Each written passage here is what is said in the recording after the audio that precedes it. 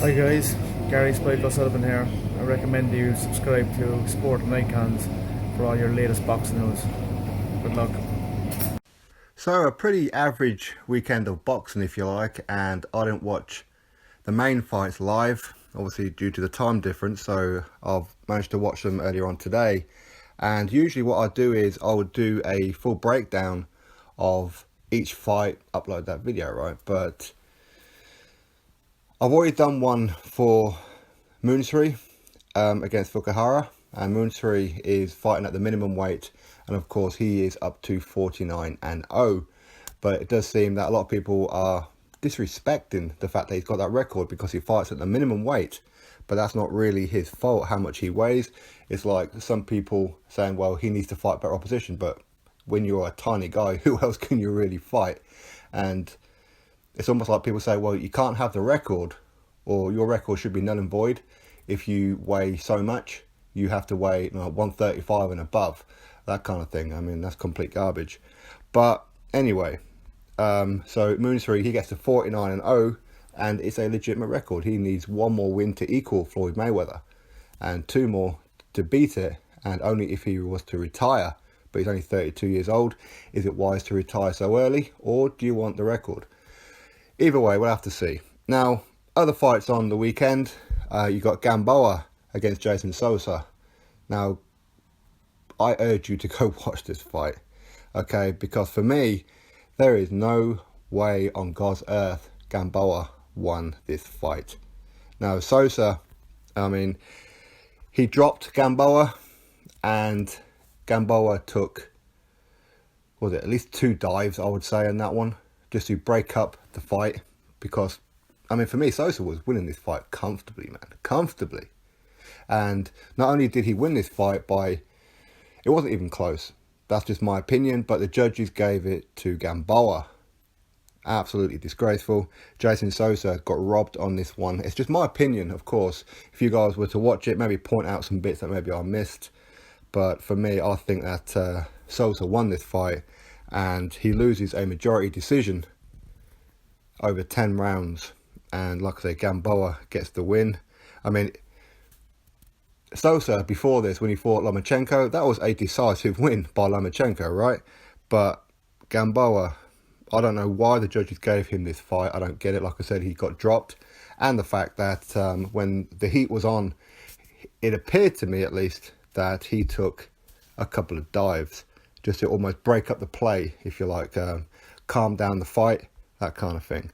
But anyway, that's my opinion. Of course, you guys let me know yours.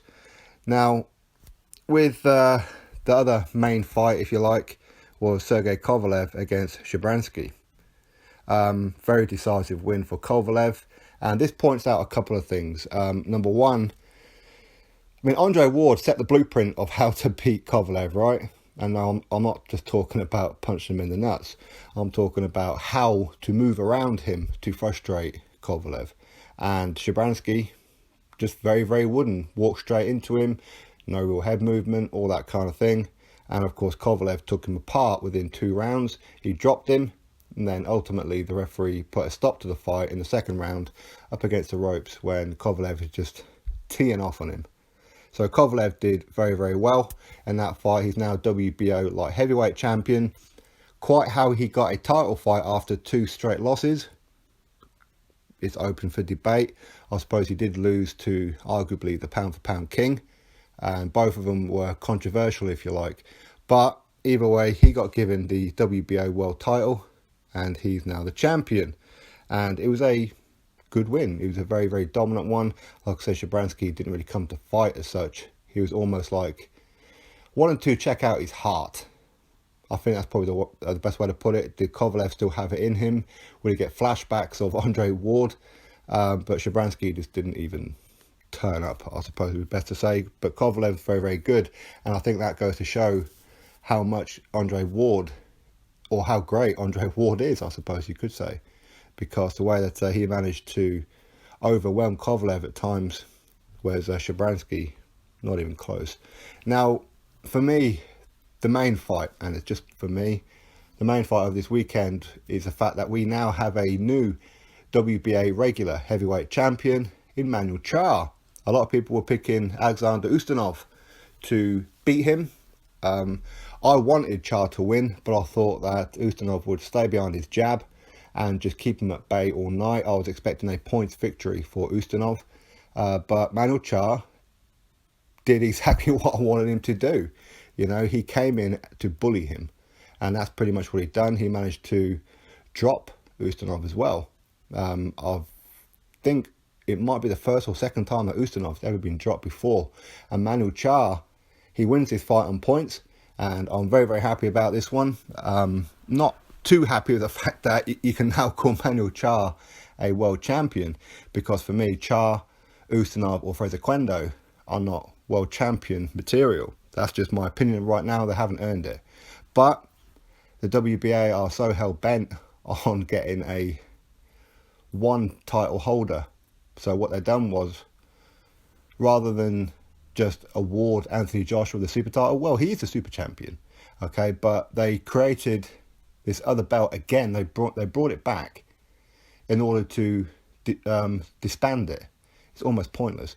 But what's going to happen now is Manuel Charr, after beating Ustinov, will now fight Fraser Quendo, of all the people in the world.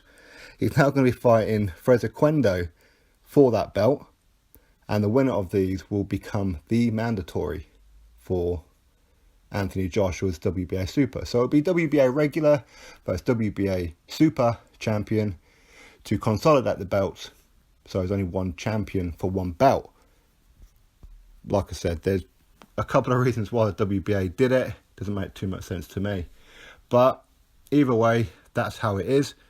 Manuel Charr is now a legitimate world champion. A lot of people may not recognise him as that, but on paper, that's exactly what he is.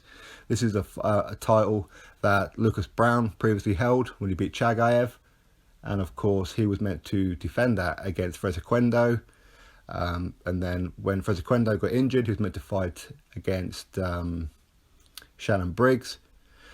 Lucas Browne then tested positive through his own doing, which he admits he took a pre-workout drink, didn't check the ingredients.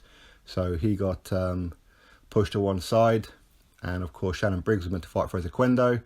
Shannon Briggs tests positive for his asthma pills, whatever it was that he was taking. So of course now they made it as a mini tournament. So Fraser Quendo is the reason why this belt is still active, if you like, even though he lost his last fight against Chagayev. But they brought this belt back because, by the rules of the WBA, because they wrongly said that he was a drug cheat. This is a Quendo, of course, even though he lost the fight, so it makes no difference whether he took something or whether he didn't. The fact is he lost. So if he did take something, you still lost. If you didn't, you still lost. But either way, they have created this belt again, or brought it back into circulation for Fraser Quendo. So Fraser Quendo will now fight Manuel Charr for the title, and the winner of these will fight Anthony Joshua. For me, I'm not particularly keen on seeing Anthony Joshua fight either of these guys, and that would have included Ustinov. But it is what it is. If I could pick a winner for all these guys, out of those three guys, then it would be Manuel Charr, and it's quite likely we'll see Manuel Charr against Anthony Joshua. I don't see what Fraser Quendo can bring to the table. I mean, for crying out loud, he not only lost to Chagayev, but in recent years he lost to Oliver McCall, a very old Oliver McCall. So every time Fraser Quendo steps up, he loses. But that's what the situation is right now. So you drop yourself comments below as to how you've seen that weekend of boxing. What do you think about Moonsri's 49-0? Like I said, I know a lot of guys have put that down a little bit, saying that Moonsri, because he fights at minimum weight, he's 49-0, because there's nobody good down there, if you like, or nobody worldwide that is a household name, then he shouldn't even be allowed this record. For me, it shouldn't matter what weight you are, you should be allowed a record. I mean, you know, it's not his fault, he's a little guy. But either way, we now have a WBA regular world champion, and he will go up against Fraser Quendo, and the winner of these guys will go head to head with Anthony Joshua. So we'll have to wait and see what happens as to who's going to be fighting Anthony Joshua. My money's going to be on Manuel Charr, of course. Sergey Kovalev wins by second round technical knockout. And Gamboa wins a fight that for me shouldn't have won. But like I said, go watch that Gamboa fight and let me know that maybe there's something in that fight that I totally missed. But either way, click that thumbs up, click that subscribe button, drop yourself a comment, and I'll catch you on the next one.